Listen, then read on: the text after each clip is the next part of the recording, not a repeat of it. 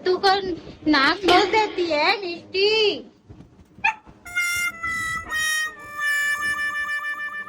तो क्यों लग रही है उसके साथ? हाँ मिष्टी स्वीटी।